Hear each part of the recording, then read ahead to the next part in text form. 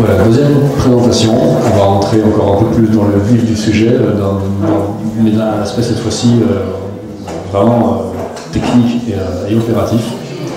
On va encore pouvoir faire des liens entre beaucoup de domaines,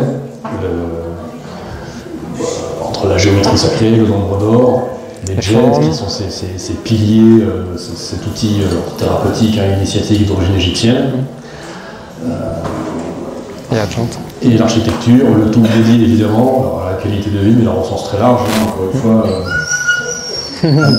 amélioration du métabolisme, bien bien. Bon. Bien. Je m'occupe d'elle, je passe la parole à Benoît et je vous dis à tout à l'heure. Merci. Bonjour à tous, merci d'être venus. Alors, pour ceux qui ne me connaissent pas, je suis Benoît, je fais de la géobiologie.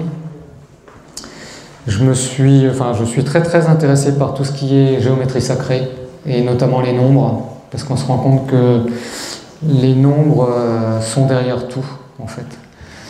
Tout est nombre, que ce soit notre corps, que ce soit l'énergie, la musique, la lumière, tout est représenté et défini par un nombre. Donc l'énergie du nombre est très importante. Alors la géométrie sacrée peut s'exprimer de différentes manières, hein. On le voit dans l'architecture, les anciens bâtisseurs nous en ont laissé pas mal d'exemples, hein, comme la cathédrale de Chartres par exemple, on en parlera tout à l'heure, le labyrinthe qui est à l'intérieur. La fleur de vie, c'est une forme géométrique très sacrée, puisqu'elle génère de l'énergie de vie. Une autre représentation en Chine de la fleur de vie, ça c'est la représentation de la fleur de vie par Nassim Haramein, pour ceux qui connaissent. Nassim Haramein qui fait beaucoup de recherches justement sur les nombres et la géométrie. La nature aussi est capable de nous faire de la géométrie sacrée. Hein, la pyramide cubique, c'est quand même assez étonnant. Hein. On retrouve des cubes qui n'ont pas été taillés. Hein. C'est vraiment l'état naturel. Il y a d'autres formes de ce genre. Et puis ça, le petit clin d'œil avec Rennes-le-Château, en fait, tout ce qui est symbolique par la couleur, hein, on le voit dans les cathédrales, quand elles sont dédiées par exemple à un solstice ou à un équinoxe, on se rend compte qu'à un moment donné, il y a une lumière qui va venir frapper une partie de l'édifice, qui va donner autre chose, comme une illumination. Et là, à Rennes-le-Château, c'est ce qu'on appelle les pommes bleues. La photo a été faite le lendemain, c'est-à-dire non pas le 17 mais le 18 janvier, ce qui fait que la lumière était un peu trop basse. La partie bleue aurait dû être sur la sphère, d'où le nom pomme bleue. Système midi solaire.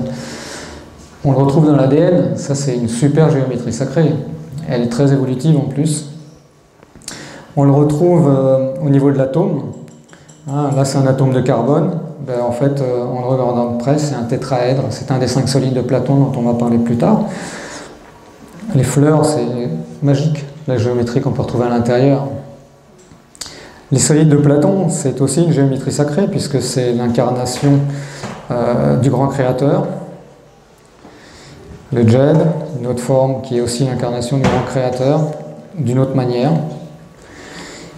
Et puis toutes les parties philosophiques qui nous sont enseignées depuis Pythagore jusqu'à Léonard de Vinci, en passant par Platon, Socrate et compagnie, et qui nous ont expliqué un peu les nombres. Alors, l'année dernière, j'avais fait un exposé très ouvert, très complet sur les nombres. Là, je vais passer un petit peu plus vite. Vous aurez la possibilité de regarder la vidéo sur la chaîne d'Alexandre.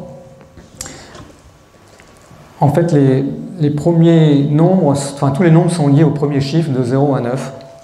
À partir de là, c'est une combinaison de ces 10 chiffres que l'on retrouve. Alors, ça peut être des binômes en doublon, ça peut être des nombres qui sont rattachés aux chiffres. Ce qui est intéressant, c'est que derrière les nombres, on peut faire varier beaucoup de choses. C'est-à-dire que si je prends 21, c'est 3 fois 7. Ça veut dire que dans le 21, on a l'énergie du 3 et du 7. Mais on a aussi l'énergie du 2 et du 1 si on les additionne.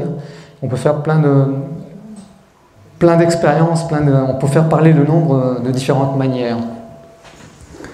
Après, on a les chiffres triples, hein, 666, 777, 188, où là, on va avoir le plein potentiel du chiffre.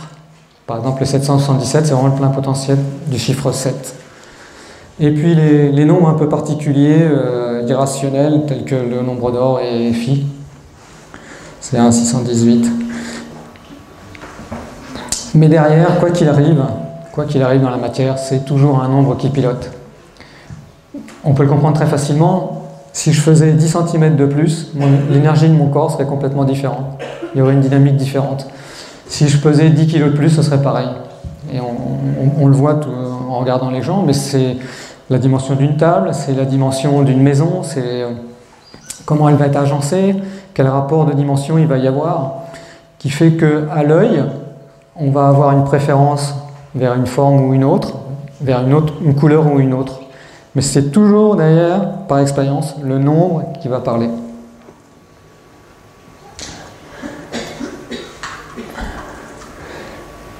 Hop. Alors, le nombre phi. Les anciens disaient c'est la perfection de l'harmonie et de la beauté là où il se trouve. C'est vrai que quand on a quelque chose au nombre d'or, si on a une maison c'est un peu délicat parce que pour y vivre l'énergie est très forte. Mais si on a une table au nombre d'or ou une table qui n'est pas au nombre d'or, et bien en fait, visuellement, on aura tendance à se dire celle au nombre d'or est plus belle. On ne sait pas pourquoi. En fait, c'est l'énergie qui se dégage derrière. C'est une magie un peu cachée. Alors, le nombre d'or, pour le faire, il suffit de partir d'un cube d'unité 1 au niveau de ses arrêts, de ses côtés. On le découpe en deux et l'hypoténuse d'un des deux rectangles, en fait, si on le ramène à l'horizontale, ben de façon naturelle, on a un rapport au nombre d'or. C'est-à-dire, le nombre d'or, c'est toujours un rapport, un rapport de deux longueurs. Et puis après, il y a la formule mathématique, l'équation, je vous la passe. Alors, les particularités du nombre d'or, c'est que le nombre phi, c'est 1, 618, 033, et ça s'arrête plus. Aujourd'hui, ils sont arrivés, par les calculs d'ordinateur, je crois que c'est 50 millions de chiffres après la virgule, et c'est toujours pas un zéro. Ça va vraiment à l'infini, c'est comme le chiffre pi, quoi. Ça s'arrête jamais. Donc, alors la particularité du nombre phi, que je n'ai jamais trouvé dans d'autres nombres, c'est que si on le multiplie par lui-même, c'est-à-dire si on l'élève au carré, et bien en fait, ça fait 2 618, c'est-à-dire que la partie décimale est exactement la même. J'ai jamais trouvé, je trouve pas de nombres qui font ça. Et si on fait l'inverse du nombre phi, c'est-à-dire 1 divisé par phi, et bien là, ce coup-ci, on a 0,618. Et la décimale est toujours pareille. Elle continue. Alors, celui-là, il fallait l'inventer. Une autre expression du nombre phi, c'est la suite de Fibonacci. Je pense qu'il y en a qui doivent connaître déjà ici, la suite de Fibonacci. C'est une suite de nombres où en fait on part du 1 et le suivant est la somme des deux précédents. Donc le 2 c'est 1 plus 1, le 3 c'est 2 plus 1, le 5. Et à l'infini comme ça, il est reparti d'une étude mathématique de la reproduction des lapins, un truc tout bête. Parce qu'il y avait plein de lapins dans un parc et puis la personne qui avait le parc lui avait demandé de faire une étude mathématique sur l'évolution de la nativité. Et il en est arrivé à cette conclusion de cette suite. Et cette suite, après, elle a été représentée de façon visuelle, mathématique, arithmétique. Donc en fait, on a le carré de 1, le deuxième. Celui-ci, c'est la somme des deux autres. Celui-ci, c'est la somme de ces deux-là. Et après, si on en tire une spirale, cette spirale énergétique est très puissante. On a eu l'occasion à la maison de l'expérimenter dans le jardin. En fait, on avait un grand jardin. Et en fait, avec de l'herbe tondue, j'avais tracé la spirale de Fibonacci. Et quand on arrivait de loin et qu'on voyait le terrain, on sentait une lumière et une énergie qui était assez forte. Cette spirale, on va la retrouver dans plein de choses. Alors, comment on retrouve vraiment le nombre phi dans cette spirale? Ben, en fait, si on divise un nombre par son précédent, on obtient un résultat. Et plus on va avancer dans cette division, et plus on va s'approcher du nombre phi, du nombre d'or. C'est assez étonnant le lien qu'il y a entre la combinaison des chiffres au départ et cette finalité. Et plus on monte, plus on s'approche vraiment de la valeur de phi. Et ça, c'est quelque chose qu'on retrouve dans la nature. On a des spires qui sont faites, on le voit très bien sur le tournesol ou sur le chou romanesco. L'ananas, c'est un peu plus délicat parce qu'il faut le regarder un peu différemment. Et en fait, la nature est la preuve réellement du nombre phi. Dans le corps humain aussi, on peut le retrouver. C'est-à-dire que la taille divisée par la dimension entre les pieds et le nombril, si le nombril est relativement bien placé, on est très proche du nombre d'or. Il y a un chirurgien américain qui a fait une étude sur les visages. Et comme c'était un chirurgien esthétique, en fait, ils sont plusieurs maintenant à le faire. Ils opèrent en fonction d'une cartographie du visage pour qu'elle soit la plus pure possible. Après, ça reste très personnel au niveau de la beauté, mais et en fait, il avait défini un quadrillage où la longueur des sourcils, la largeur du nez par rapport à sa hauteur, la largeur de la bouche par rapport au menton. En fait, il avait trouvé tout un tas de dimensions où en fait, il arrivait à retracer un visage au nombre d'or. Et il avait fait l'expérience sur je ne sais plus quelle actrice, qui d'apparence ne paraît pas forcément belle en soi, mais interpelle par un genre d'harmonie, enfin il y a un effet d'harmonie sur son visage. Il a mis sa grille dessus et en fait elle avait beaucoup de signes au nombre d'or. Alors on le retrouve aussi dans le corps au niveau de la main, hein, la longueur de la main par rapport divisée par la hauteur de la paume, dans le doigt, la longueur du doigt divisée par 2 phalanges. Normalement on tombe au nombre d'or. Il y a plein de la main par rapport au bras aussi. On le retrouve aussi au niveau géométrie architecturale dans le rectangle d'or. Si vous faites une maison ou un édifice à cette dimension-là, il y aura beaucoup d'énergie à l'intérieur. Il y aura beaucoup d'harmonie surtout. Par contre, par expérience, mon ami Gilbert avec qui je travaille, un jour a harmonisé une maison sur le nombre d'or. Il y avait une énergie très particulière, il faut vraiment déjà avoir fait un travail sur soi. C'est un peu comme une église, quoi. On n'y dort pas. On dort dans le presbytère. Ben là c'est pareil, une maison comme ça, il vaut mieux dormir au garage. Donc ça c'est bien par contre pour une salle de stage, un élément où on va faire des soins ou des choses comme ça peut être intéressant. Alors on va rentrer un peu plus dans le vif du sujet par rapport aux formes, parce que c'est ça qui m'intéresse aujourd'hui. Dans le dodécaèdre, nous avons des pentagones, nous avons 12 pentagones. Si on examine ce pentagone de très près et que l'on trace une des diagonales par rapport au sommet, on se rend compte que le croisement de 2 diagonales, si on prend la première longueur qui est la grande diagonale plus le segment qui est les 2 tiers on va dire, et bien on a un rapport en nombre d'or. Alors on peut le faire dans ce sens-là, mais on peut très bien aussi le faire dans l'autre sens, c'est-à-dire si je tire l'autre diagonale, j'ai le nombre d'or en miroir. Mais ça va beaucoup plus loin que ça parce que en fait on le retrouve aussi sur les parties les plus courtes. Et on imagine bien que par rapport au pentagramme qu'on obtient à l'intérieur, on va l'avoir une multitude de fois. C'est-à-dire qu'on va l'avoir sur une face, mais on va l'avoir sur les 12 faces.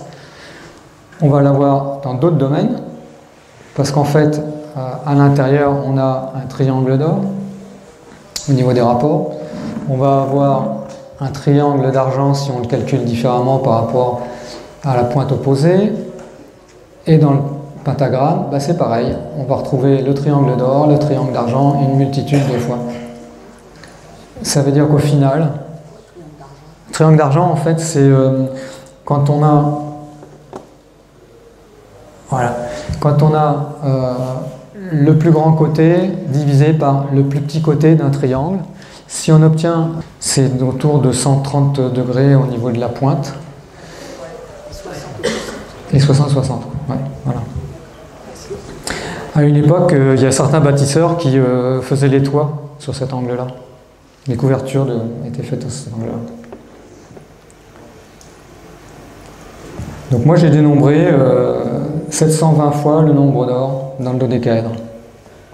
D'où sa fonction harmonisante du dodécaèdre. Mais on peut le faire aussi à l'intérieur, parce qu'à l'intérieur du centre, on a un pentagone qu'on peut retracer en pentagramme, en pentagramme, en pentagramme. Et en fait, si on regarde bien, en réalité, il est à l'infini dans le dodécaèdre. Le dodécaèdre, dans les 5 solides de Platon, j'en parlerai après, c'est quand même l'élément éther. On en parlait tout à l'heure dans la précédente. Alors le pentagone a une autre particularité. Au niveau de son sommet, il est à 108 degrés. Alors vous allez me dire, ça ne paraît pas forcément intéressant, sauf que l'angle de la molécule d'eau, dans sa théorie, elle est à 108 degrés. Ça veut dire qu'à l'intérieur des pentagones, on a 5 fois l'expression de l'eau. Aujourd'hui, il faut savoir qu'avec les pollutions électriques et électromagnétiques, cet angle est plutôt tendance à se fermer vers 104,5.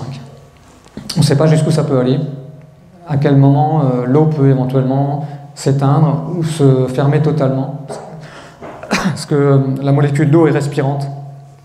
Elle n'est pas là que pour nourrir, elle est là aussi pour nettoyer et donner des informations. Et pour ce faire, elle a besoin de mouvement, de vibrer. Et donc toutes les pollutions électromagnétiques ont tendance justement à la fermer et à éviter qu'elle fasse tout son job. La molécule d'eau, c'est la première molécule qui est affectée par les pollutions électromagnétiques. Quand on sait qu'on est rempli de 70 à 90% d'eau dans le corps, on a vite compris pourquoi les gens sont électrosensibles. Vous rajoutez quelques éléments comme l'aluminium, et là on devient une antenne. Et en fait, comme le cerveau est l'endroit où il y a le plus d'aluminium, c'est pour ça que les gens ont mal à la tête. Les gens électrosensibles ont d'abord mal à la tête. À bon sens, c'est l'explication qu'on peut en donner, parce que leur tête devient une vraie antenne. Donc les solides de Platon, 5 éléments, très intéressants, parce qu'ils vont être liés aux 5 éléments qui nous construisent, la terre, l'eau, le feu, l'éther. Donc la terre, c'est notre matière, l'eau, c'est nos liquides, le feu, c'est toute la dynamique qu'on a dans le corps, et l'air, l'air, on le respire, et on l'a dans les parties sanguines. Et l'éther, c'est tout ce qui va retenir ces 4 autres éléments dans le corps, et qui fait que la matière, elle existe. Tout à l'heure, on parlait de 99, c'est même plus que 99, c'est 99,999% de vide. En fait, c'est cette masse d'éther qui va retenir le peu de matière que l'on puisse avoir, la petite poussière qui est là. En fait, c'est l'éther, pour moi, c'est l'énergie de cet éther qui va permettre de créer ce lien et de créer une connexion avec tout ça. Tels qu'ils sont déplacés là, vous remarquerez que si on part de la terre, on part de la matière, on va vers l'eau, donc il y a une modification on part d'un état solide à un état liquide. Par le feu, on va faire évaporer l'eau pour devenir l'air. Et tout ça, c'est l'alchimie de la vie. Et on va retourner à la terre, parce que tout n'est que cycle. Donc quand on met les solides dans cette position-là, nous, c'est ce qu'on appelle la séance de base, c'est-à-dire que c'est une séance régénératrice, nettoyeuse, évolutive. Ça permet de prendre conscience de choses, ça permet de renourrir le corps pour qu'il puisse s'auto-régénérer. Et là, c'est très intéressant parce que nous-mêmes, avec les 5 solides, il y a une interaction qui se passe et on a besoin de personne d'autre. On n'a besoin de rien d'autre. Là, la connexion va se faire entre la terre et le ciel, notre corps et les formes. Les formes vont être l'intermédiaire de la terre et du ciel, donc du grand créateur. On a tout ce qu'il nous faut pour aider notre corps à s'auto-régénérer. Je ne dis pas que ça fait tout. Il y a des fois, on peut faire appel à un thérapeute, à quelqu'un qui va nous accompagner pour comprendre quelque chose, mais ça fait déjà beaucoup, beaucoup de choses. On peut les utiliser pour nous, pour les plantes, pour les animaux, pour les lieux. On va le voir. Donc après, ces 5 solides, ils peuvent être dérivés, c'est-à-dire qu'on peut les développer un peu différemment. Et nous, dans notre philosophie, dans notre évolution, on en a développé pour l'habitat, donc pour la géobiologie, pour revitaliser l'eau, parce que c'est important, c'est essentiel. Une eau qui n'est pas revitalisée, surtout quand elle sort du robinet par exemple, et bien en fait elle nous apporte pas grand-chose. Une eau qui sort des bouteilles, c'est pareil, elle aura moins de pollution parce qu'il n'y a pas de chlore dedans, mais elle va être bombardée de champs électromagnétiques quand elle va être emballée, d'une part par les pompes, et d'autre part par le plastique, au moment où ils viennent thermoformer le plastique sur les bouteilles. En fait, il y a un champ thermique qui est dessus, c'est l'électrique qui le fait. Donc, comme je vous l'ai dit tout à l'heure, l'eau, elle est très sensible au champ électromagnétique, elle va se fermer. Si on ne la réveille pas avant de la boire, ben en fait, on boit un liquide, mais qui ne va pas nous apporter tout ce dont on a besoin. On travaille aussi sur les pollutions électriques et électromagnétiques. Donc ça, c'est sur différents plans, on va le voir après. Et puis, ce qui est intéressant, parce que ce sont des bons accompagnateurs, on l'utilise aussi sur soi, c'est-à-dire qu'on va les porter sur soi. Alors ça, c'est un super cadeau pour les gens électrosensibles, mais c'est pas que pour les gens électrosensibles, parce qu'on est tous électrosensibles. Après, on peut faire un champ d'harmonie au niveau d'un lieu. Alors d'une part, avec les 5 solides de Platon qu'on va placer dans une pièce. D'autre part, avec cette forme-là qui va permettre de travailler sur les cours d'eau souterrains et les failles. Et d'autre part, avec celui-ci qui va permettre une harmonisation dans une pièce pour créer un champ d'harmonie. Il y a d'autres formes, mais on ne va pas passer tout en revue parce que sinon, on ne va pas y arriver. Donc la revitalisation de l'eau, qui est essentielle, donc on a 2 techniques, on a soit les solides directs, soit ce qu'on appelle le décagone étoile, c'est la projection des 5 solides de Platon. On travaillera toujours avec l'énergie des solides. On peut travailler aussi sur la pomme de douche, très intéressante. Donc on voit à l'intérieur du manche, comme toutes les pommes de douche qui existent sur le marché, des petites pierres, tourmalines et compagnie, qui vont venir dépolluer un petit peu l'eau. Ça, pour nous, c'est un peu le gadget, ou la cerise sur le gâteau, comme on dit. Ce qui est intéressant pour nous, c'est qu'à l'intérieur du manche, on va avoir mis un dodécaèdre, un icosaèdre, c'est-à-dire l'élément éther qui vient harmoniser l'eau qui passe, et l'icosaèdre qui est l'élément eau des 5 solides qui va dynamiser pour relancer la dynamique de l'eau. Et là où on va encore un peu plus loin, c'est que la grille qui est sur le devant, en fait, n'est autre que le décagone étoile que l'on utilise pour revitaliser l'eau.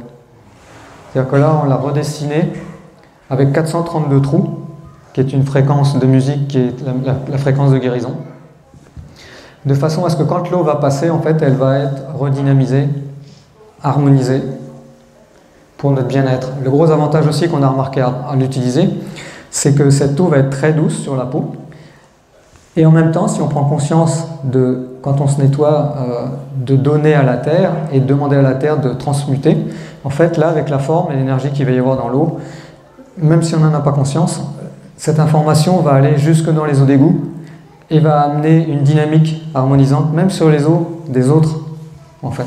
On fait du bien aussi à la planète. Donc sur les champs électromagnétiques, c'est toujours le décagone étoile, parce que c'est plus facile d'avoir ça que d'avoir une forme géométrique. Je crois que je l'ai mis plus loin. Voilà, donc on va commencer par le compteur électrique, parce qu'il est essentiel dans une maison d'harmoniser nos champs électriques.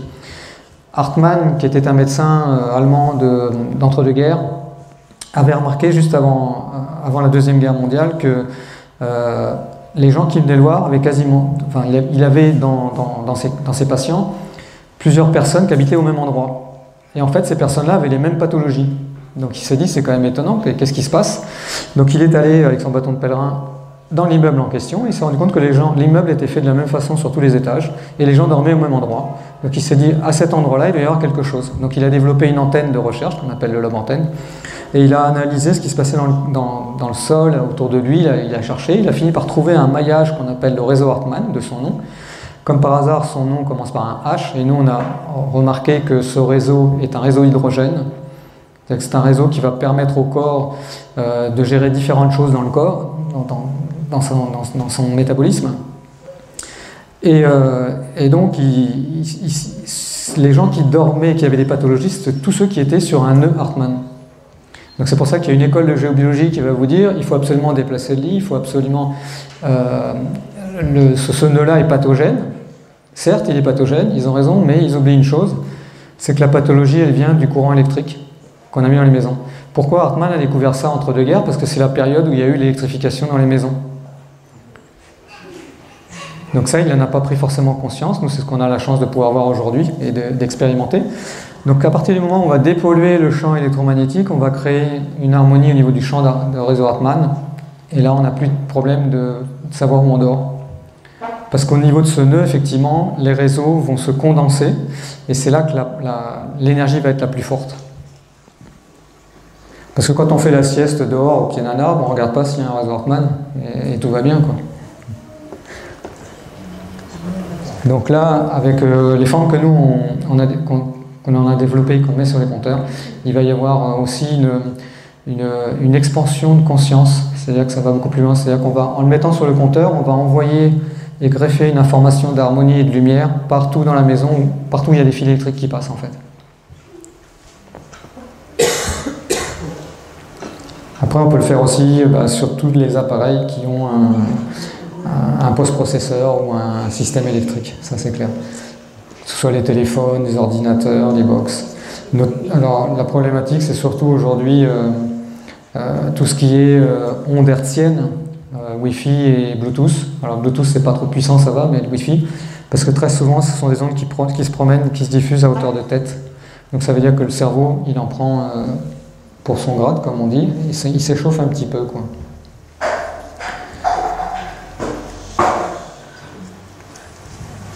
Alors, on peut aussi porter des formes sur soi qui permettent au corps de mieux gérer ce qui se passe au niveau du champ électromagnétique. Ça évite au corps de se surcharger et de mieux gérer ce qui se passe et surtout de plus rentrer en conflit avec l'onde.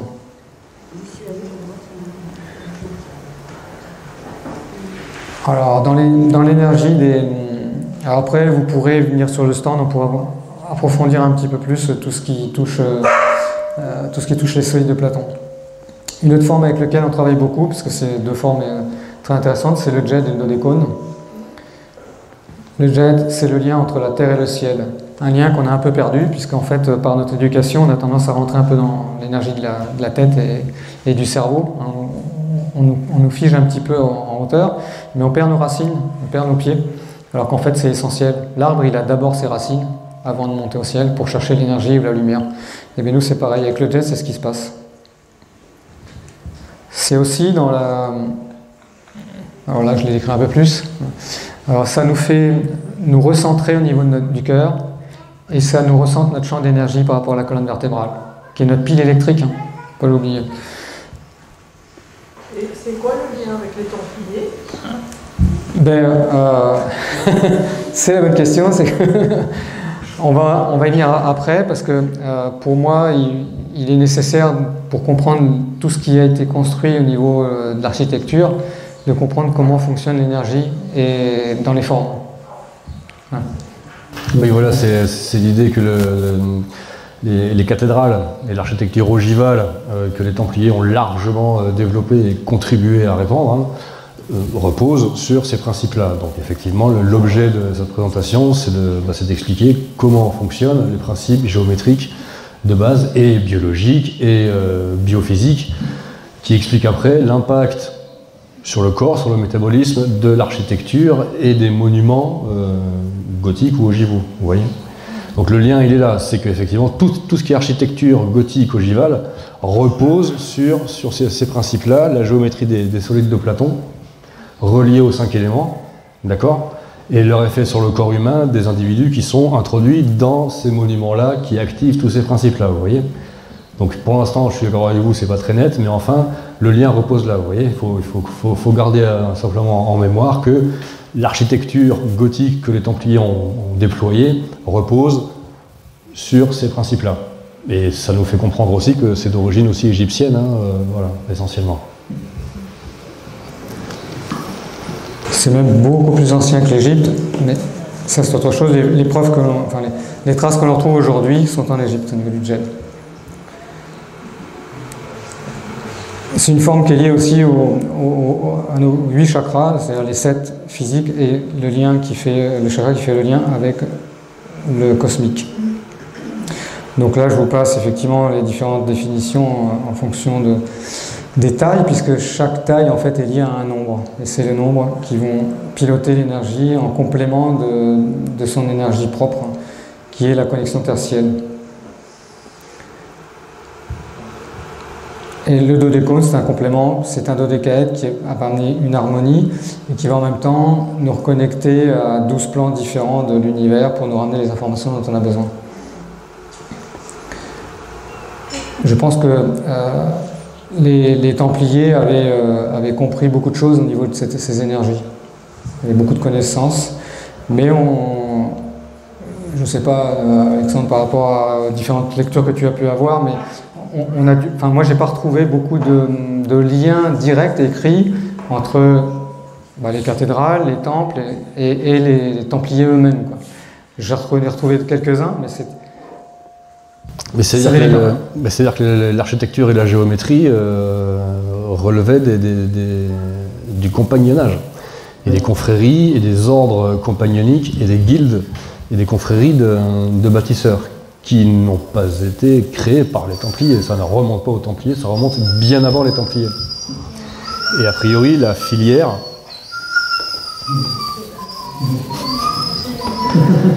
Il doit y avoir un égrégore qui traîne, hein. Je vous raconte pas quoi, c'est elle qui sert de pompe, la pauvre. Ouais. Je vais mettre de l'encens après, hein, parce que... mais enfin, ouais, vas-y. Envoie le feu, ouais.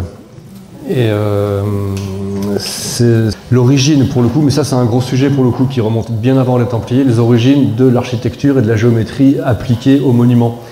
Ce qui précède le gothique, c'est le roman, enfin dit roman, pour faire croire que, parce que ça repose en partie sur l'héritage romain et l'héritage grec byzantin. Les Visigoths faisaient appel à des architectes et à des maîtres d'œuvre byzantins. Et il y a une légende maçonnique, enfin c'est même pas une légende, c'est une source quasiment officielle au sein de l'AFM, de la franc-maçonnerie, selon laquelle l'origine de l'architecture au Moyen-Âge a été transmise par un certain Naïmus Grecus à l'époque de Charles Martel. Sauf que Charles Martel, on est juste avant l'arrivée de Guyenne de Gélone, on est à l'époque où les Carolingiens essayent de repousser les musulmans au détriment des Visigoths. Donc ça cache quelque chose encore avec, pour le coup, une origine byzantine, d'accord? Naïmus Grecus, à l'époque de Charles Martel, donc au 8e siècle, chez les francs-maçons, c'est l'origine de la géométrie sacrée appliquée à l'architecture, qui donnera ensuite l'architecture dite ogivale du XIe siècle. J'en parlerai un petit peu lundi, mais le sujet est très confus, très complexe, parce qu'on ne sait pas à quand remonte la première croisée d'ogive. L'architecture gothique, qu'on attribue aux Templiers, mais qui n'a pas été inventée par les Templiers, parce que c'est les compagnons bâtisseurs qui l'ont développée, mais on ne connaît pas la première. Les sources francophones sont pas sérieuses. J'ai entendu Howard Crowhurst, le chercheur gallois qui est en Bretagne, mentionner lors d'un entretien. Il a lâché ça à la volée, c'était une vraie pépite. J'ai essayé de sourcer l'info, on ne peut pas la recouper en français. Ça remonte à 1080, à la cathédrale anglaise de Durham. 1080, première croisée d'ogive connue en Europe. Et Maurice Guingamp, un autre auteur remarquable sur les Templiers, a mentionné, lui, que la mosquée d'Ispahan, en Iran, avait été bâtie en 1100, quant à elle, avec des croisées d'ogives rigoureusement identiques à celles des cathédrales européennes. D'accord ? Donc 1080 Durham, 20 ans plus tard, 1100 Ispahan. D'accord ? Donc on est sur une apparition contemporaine. Le rapport entre l'Angleterre de cette époque-là et la Perse, je ne sais pas comment. Vous voyez ce que je veux dire?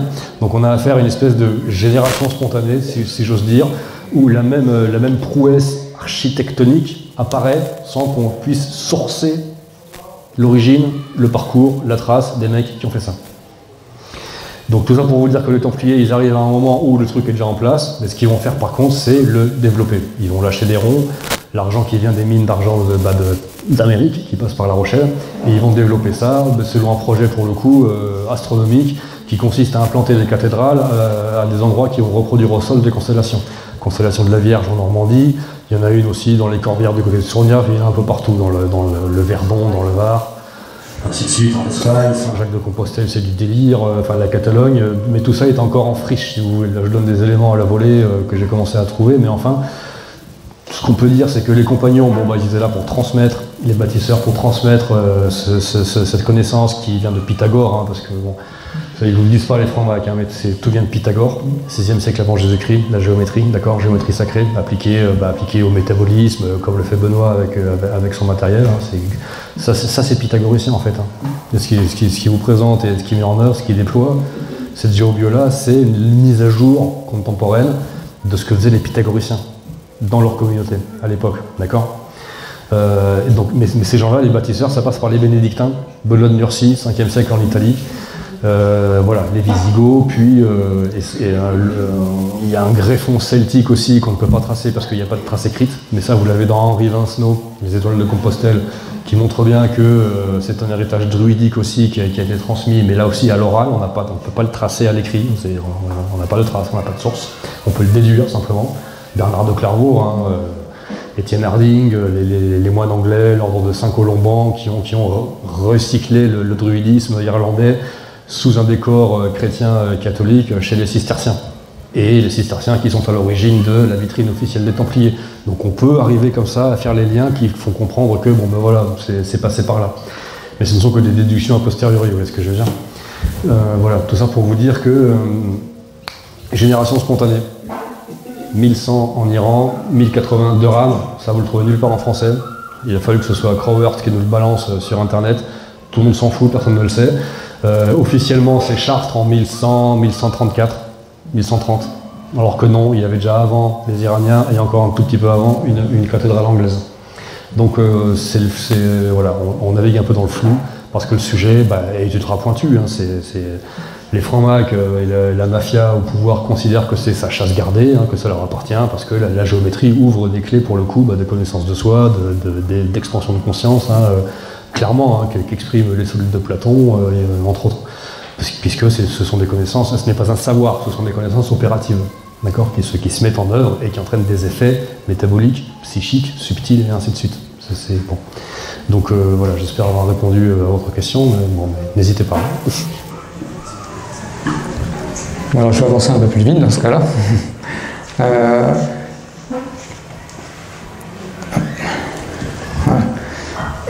Une des cathédrales que je connais un peu, c'est Chartres, parce que je suis juste à côté.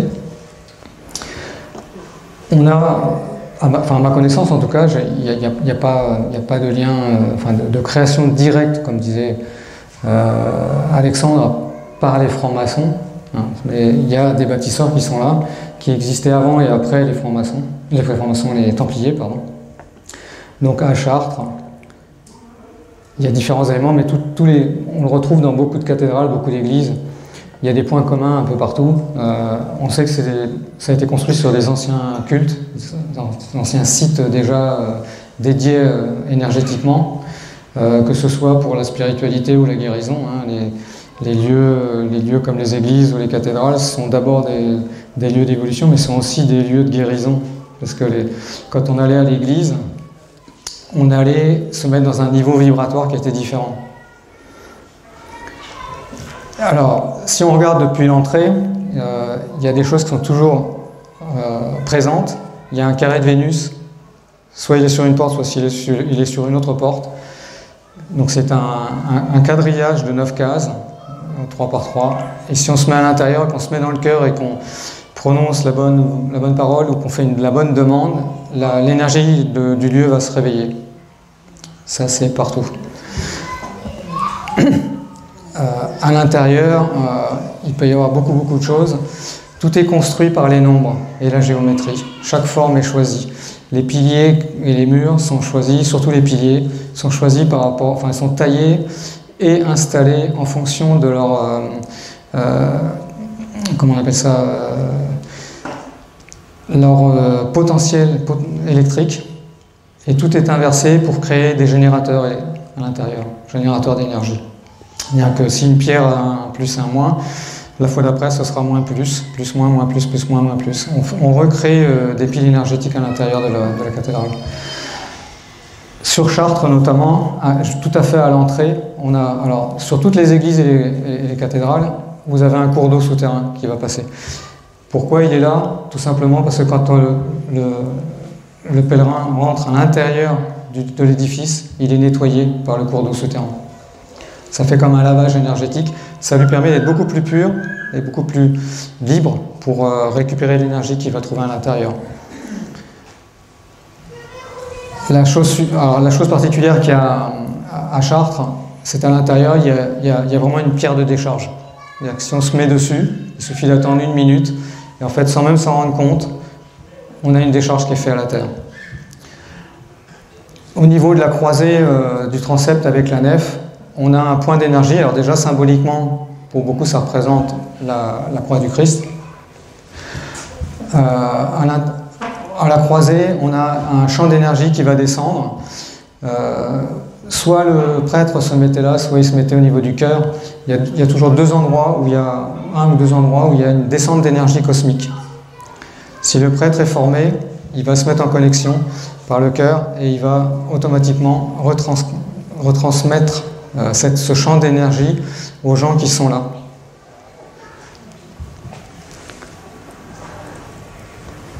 Après, on a différents plans aussi en hauteur. On a souvent 3 plans, 2 étages, qui symbolisent les 3 plans corps, âme, esprit, pour aller vraiment toucher les 3 dimensions du corps.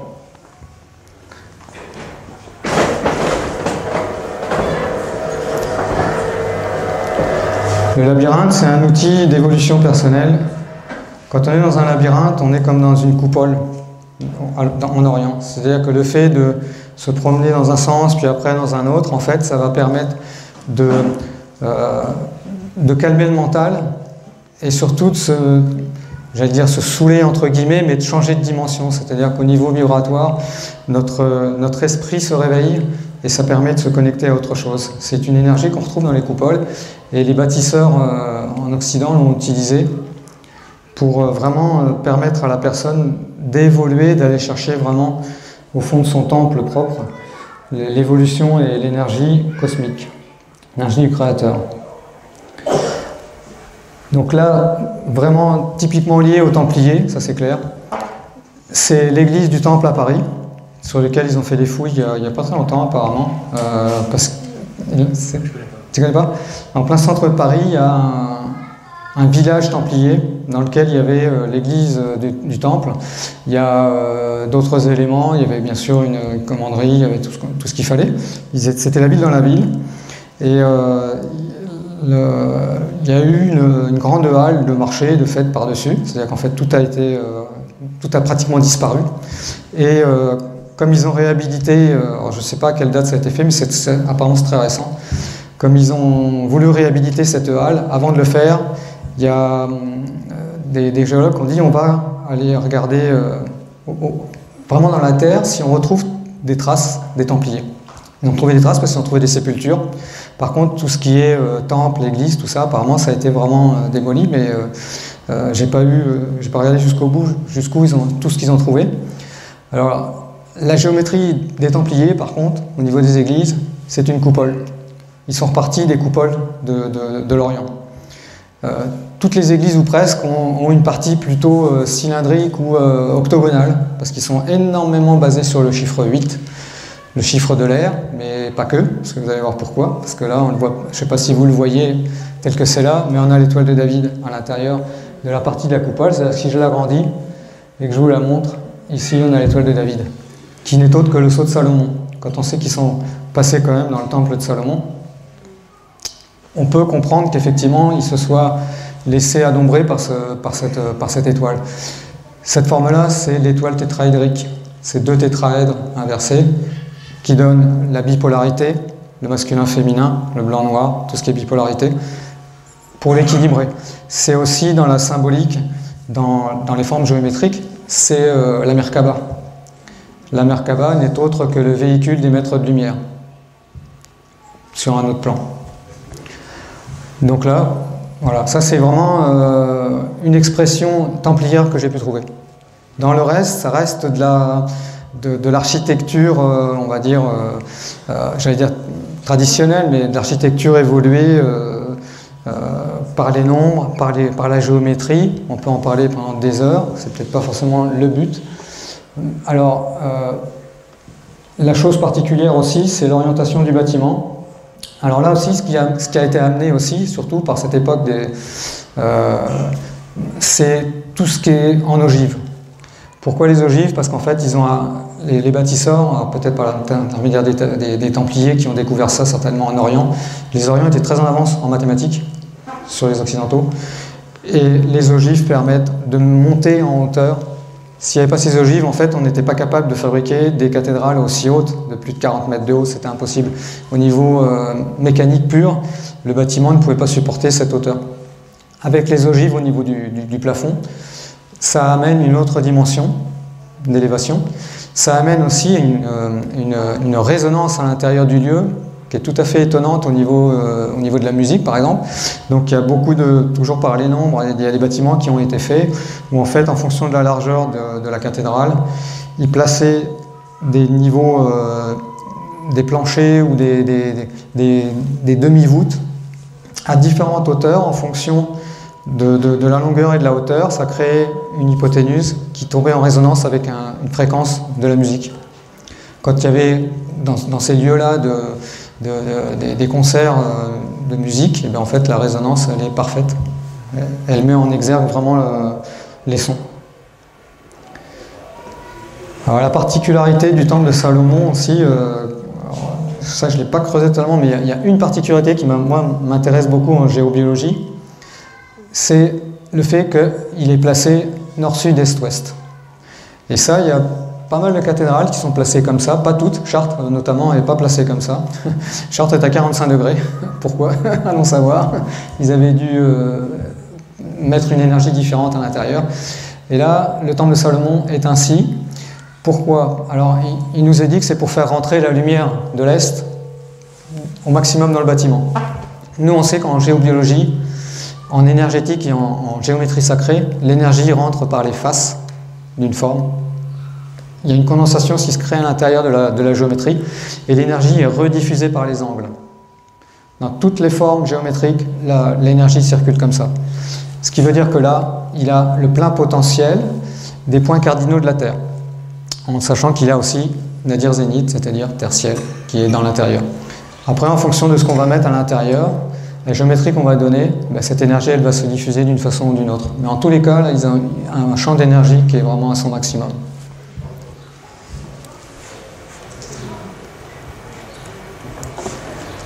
Donc là, c'est Notre-Dame de Paris. Elle est située comme ça. Elle est vraiment comme le temple de Salomon. Elle est située nord-sud, est-ouest. Il y a des maisons aujourd'hui qui sont construites comme ça. J'en ai rencontré une fois dans le Lot. C'est assez rare parce que ici, notamment par rapport à la lumière et par rapport aux effets climatiques, aux effets de froid, toutes les maisons sont orientées en général entre 15 et 35 degrés. Et la partie la plus petite est toujours au nord. Là, en l'occurrence, ils ne s'occupaient pas du thermique, ils avaient autre chose à aller chercher.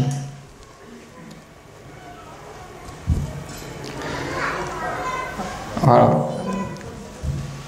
C'est tout ce que je peux dire sur la géométrie. J'aurais plus parlé des formes, plus que de la construction templière, puisque c'est... Alors après, on peut parler des rosaces, on peut parler de beaucoup de choses. À l'intérieur, l'énergie circule toujours d'une certaine façon pour amener à une autre dimension. Chaque église est dédiée à un moment. Pourquoi? Parce qu'à ce moment-là, effectivement, comme je le disais tout à l'heure, il y a des effets de lumière, il y a des effets d'énergie qui vont amener une dynamique qui va être complètement différente. Il y a une utilisation énormément des réseaux souterrains d'eau. On parlait de l'eau tout à l'heure. Alors ça, c'est typique des églises et des cathédrales. C'est piloté en dessous par l'eau. Ça, c'est clair. Et après, il y a l'expression des saints, il y a l'expression des statues, l'expression des dynamiques et des géométries et des dimensions qui sont importantes. Voilà. Merci. À vous.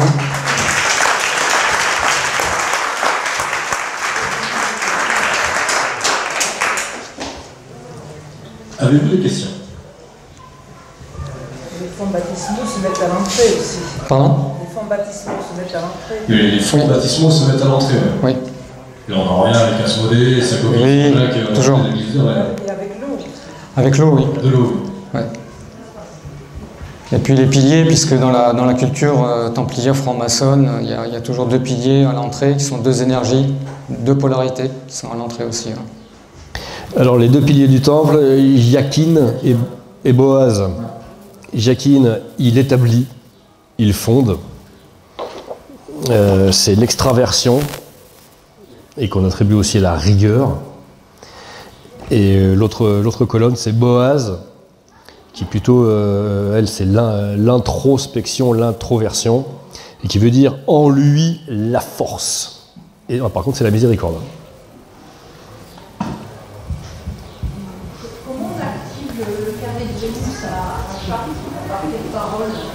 Mais on peut déjà rentrer dans le chœur, déjà dans toutes les églises. Hein, si on observe, soit à l'entrée, soit un peu décalé, ça dépend des églises.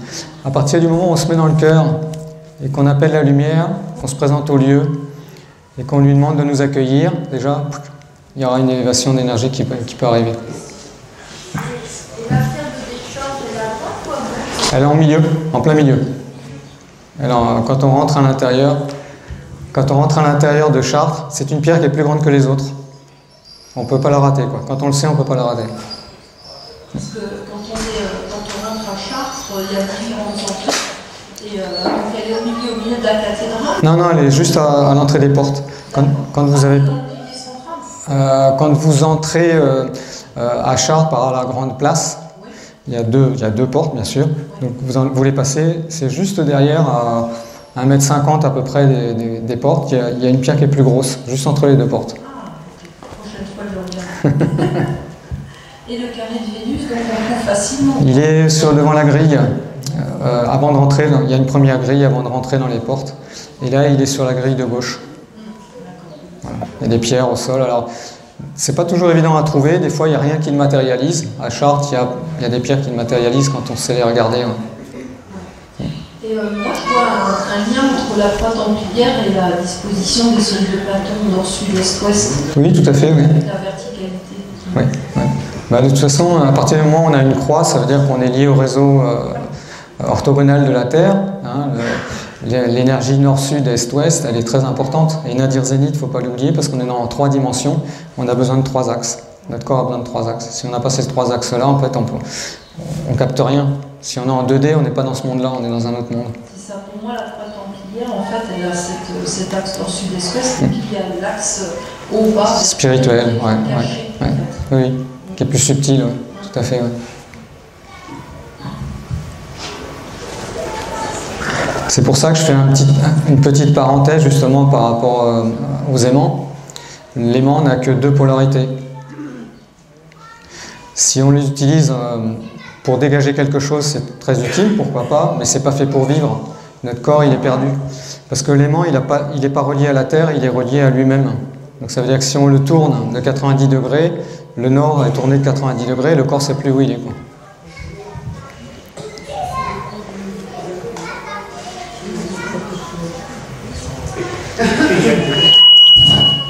Il y a un passage d'eau en dessous de presque toutes les cathédrales. Oui. Ouais, ça c'est clair. Et c'est toujours au niveau de la porte. Que ce soit si toutes les églises et les cathédrales qui ont été construites sur des anciens lieux de culte, il y a tous, au niveau de la porte, ils ont tout repris tel que c'était dans la structure qui était faite avant.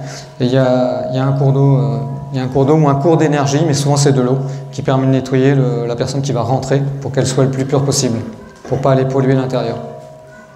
Ça c'est clair. Après, il peut y en avoir plusieurs même. Juste pour dire, il est en transversal. Oui, il est en transversal, oui. Ouais. Il passe dans le sens perpendiculaire de l'entrée, en fait. Pour rebondir sur ce qui vient d'être dit, le passage du plan au volume de la 3D, la croix templière représente une pyramide vue d'en haut. Vous avez les 4 faces et le sommet au centre. Et c'est une clé de gnose, d'initiation, le passage du plan au volume, du rapport linéaire à la proportion qui est en volume.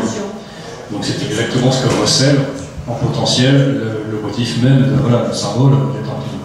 Mais que les bénédictins connaissaient avant eux. Les croix templières, on les trouve dans les mouvements bénédictins du 9e, 8e, 7e siècle. En fait, on peut dire que les Templiers, par l'installation des édifices sacrés gothiques, ont su réactiver en réutilisant les sites que vous disiez, les sites mégalithiques, toute la connaissance des civilisations mégalithiques d'il y a moins 4000 ans, voire moins. Oui. Parce que sous Chartres, vous avez parlé de carré des Vénus, etc., mais l'endroit le plus intéressant, c'est la crypte. La crypte, en fait, c'est énergétiquement, comme on disait tout à l'heure, comme disait le prédécesseur, au niveau de Rennes-le-Château, il y a très souvent dans les églises, moi j'ai retrouvé un miroir de l'église à côté. Soit c'était une ancienne église qui avait été construite là, et quand ils ont construit la nouvelle, ils l'ont fait en miroir, ce qui fait que l'ancienne qui avait disparu avait toujours son énergie, parce qu'elle était reliée à la nouvelle. Mais en même temps, la charte, c'est dans la crypte qu'il y a un doublon de l'énergie, c'est-à-dire que l'énergie du haut est amplifiée dans la crypte. Ils ont créé une deuxième énergie. Petite parenthèse que je veux rajouter aussi, parce qu'elle est très très très importante, tous ces sites sont posés sur des réseaux sacrés. La cathédrale de Chartres est pas très loin du réseau qui remonte jusqu'à Paris. Notre-Dame de Paris, elle est reliée à Gizeh, à Khéops, aux pyramides de Khéops, par un réseau sacré qui est vertical. Et comme par hasard, sur cette lignée-là, on peut retrouver à certains endroits des centrales nucléaires. Alors, pour votre information, le nucléaire, c'est une fission atomique qui crée une destruction de conscience. D'où l'intérêt de dépolluer les champs électromagnétiques de la maison, puisque cette information arrive jusque chez nous. Je rajouterai pour Chartres que Chartres a été initialement construit sur un double réseau or. Il n'y a que 2 endroits dans le monde où il y a 2 doubles réseaux or qui se croisent. C'est à Chartres et à Lassa. Vous avez un or simple à Toulouse qui croise en double à la cathédrale Saint-Cernin, et vous avez la même chose à la cathédrale de Strasbourg. Donc la France est vraiment dotée de ce qu'il faut au niveau tout à fait. sacré. Et j'avais une remarque complémentaire sur les Templiers, c'est que les Templiers ont rapporté la connaissance des vitraux du Moyen-Orient pendant les croisades. Les vitraux avant, parce que le verre n'existait pas, il était rare, il existait parce qu'on a trouvé des traces en Égypte, mais les vitraux étaient faits en poudre de pierres semi-précieuses, donc ils étaient façonnés pour que, une fois installés, ils diffractent, je ne sais pas si oui, c'est ça. diffractent le soleil, et c'est pour ça que l'orientation des églises a son importance. Elles ne sont pas toutes orientées est-ouest, parce que selon leur dédicace, en fait, par rapport au jour où on les construit, on les bâtit, on fait les plans, on les oriente, en fait, ils sont orientés par rapport au saint. Donc, par exemple, vous avez un édifice dédicacé à Saint-André, pas Notre-Dame, c'est-à-dire l'église de Saint-André, par exemple. Eh bien, c'est le maximum énergétique des lumières arrivera dans la nef le jour de la Saint-André. Ce que je disais tout à l'heure, chaque église ou chaque cathédrale est dédiée à un saint ou à une période de l'année. Ça, c'est clair pour que la lumière, à Chartres notamment, je crois que c'est à l'équinoxe au solstice de juin, où la lumière va passer par la rosace et venir frapper un clou qui est dans le labyrinthe. On se demande pourquoi il y a un clou à cet endroit-là. En fait, ça vient frapper à cet endroit-là, pile poil. Et c'est les Templiers qui ont ramené la connaissance de labyrinthe. D'accord. Les labyrinthes, il y en a plusieurs. Il y a Chartres, Amiens, et puis il y en a quelques-unes comme ça qui sont pas mal. Mais c'est ce que j'ai dit tout à l'heure, parce que le labyrinthe est lié aussi à l'énergie de la coupole, de façon à amener une dynamique pour élever la conscience de la personne. Vraiment l'élever.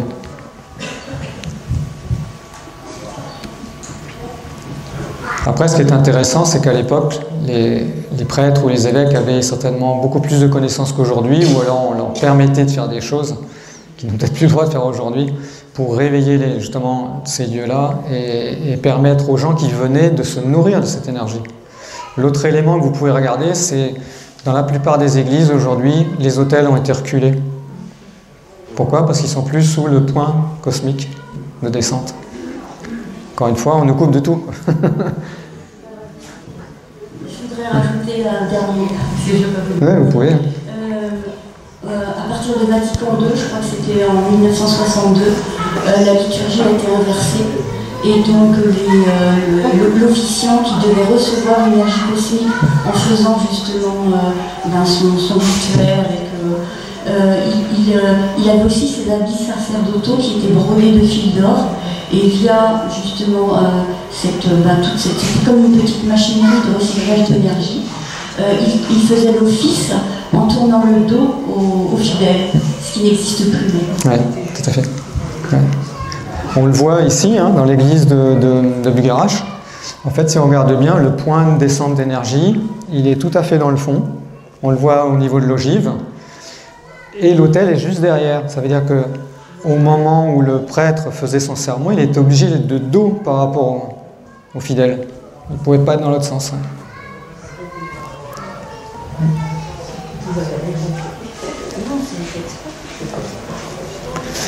Oui, il y a plein de choses qui ont été faites exprès, hein, c'est clair. Qui prouve que la connaissance est toujours là. Parce que c'est pas un hasard. C'est pas juste, oh bah, comme à la maison, on réorganise les meubles pour changer l'énergie.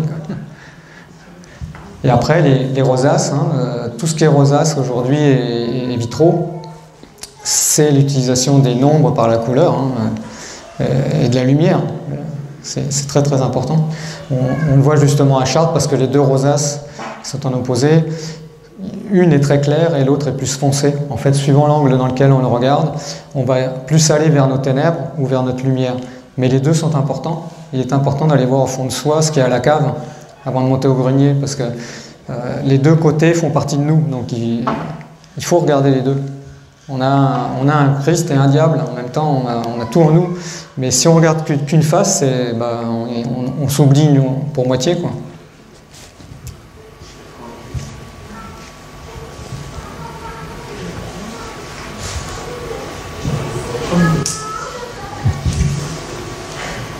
Bon, je vous remercie. Si tu veux quelque chose à ajouter. Non, merci, oui. Merci à vous.